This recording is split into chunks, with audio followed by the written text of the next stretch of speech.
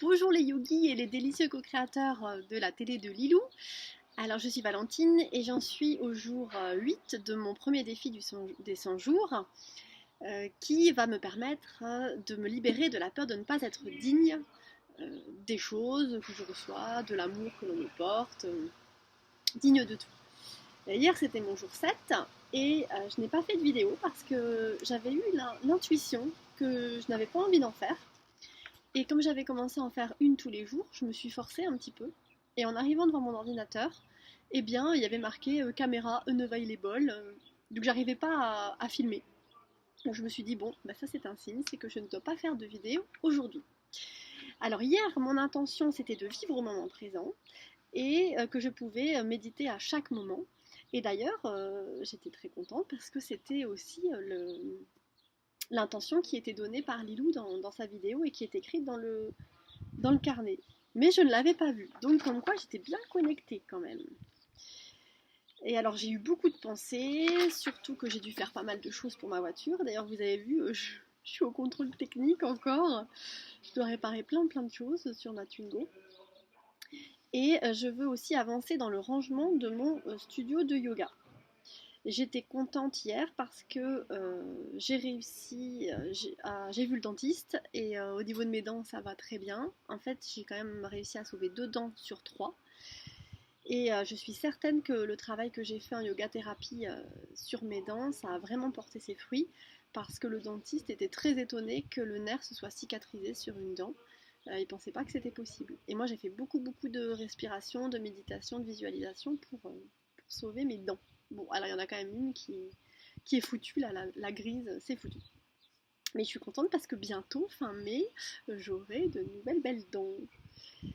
Et je suis reconnaissante, donc hier j'étais reconnaissante pour ma voiture qui fonctionnait bien, pour le yoga dans ma vie, et j'étais très contente aussi d'avoir mon ange gardien auprès de moi parce que hier au réveil, j'ai eu la sensation vraiment de voir mon ange gardien et de le voir m'accompagner à 2 moments importants de ma vie quand j'ai fait des choix très importants et que j'avais vraiment besoin d'aide.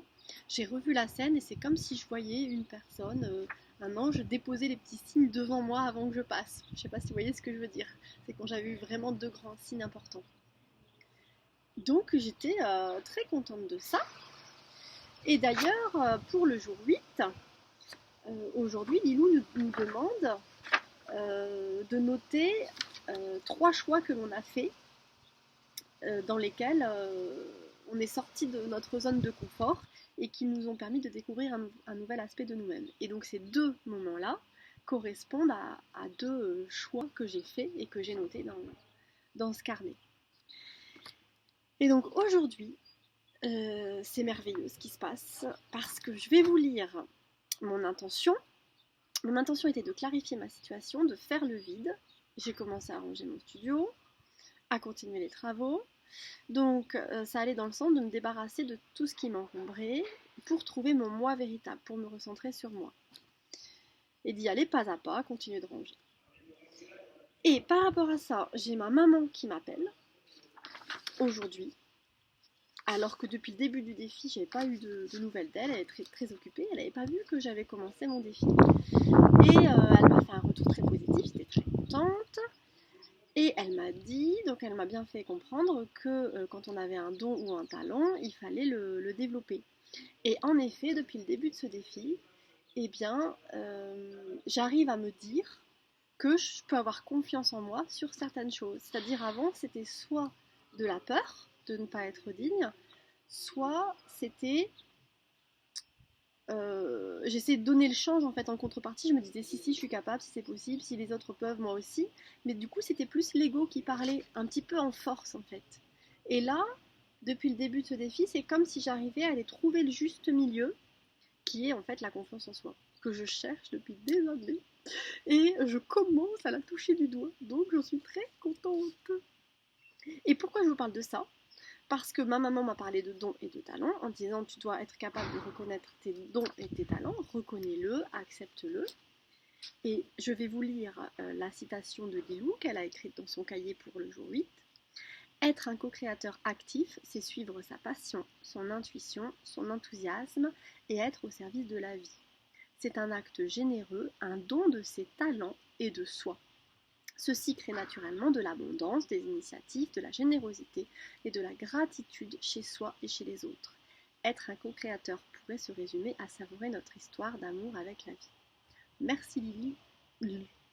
Merci Lilou pour cette belle citation. Et donc ce que je retiens, c'est un acte généreux, un don de ses talents et de soi. Mais, mes chers amis yogis et défieurs des 100 jours, co-créateurs, pour pouvoir faire don de ses talents, encore faut-il les reconnaître. Et pour les reconnaître, encore faut-il les accepter et les voir. Voilà, donc j'ai décidé, ça va peut-être être mon intention de demain, de reconnaître, de voir et d'amplifier et de continuer à persévérer. Et ça c'est le mot que ma maman m'a donné, persévérance, pour intensifier les talents et les utiliser, surtout les utiliser dans sa vie. Lilou nous dit que ça crée de l'abondance, de la générosité, de la gratitude. Et franchement c'est vrai que depuis le début de ce défi, je vois que plus je vais vers une reconnaissance de mes dons et de mes talents, plus j'arrive à être généreuse avec les autres, plus j'arrive à créer le lien avec les autres, et plus du coup on est dans la gratitude les uns les autres.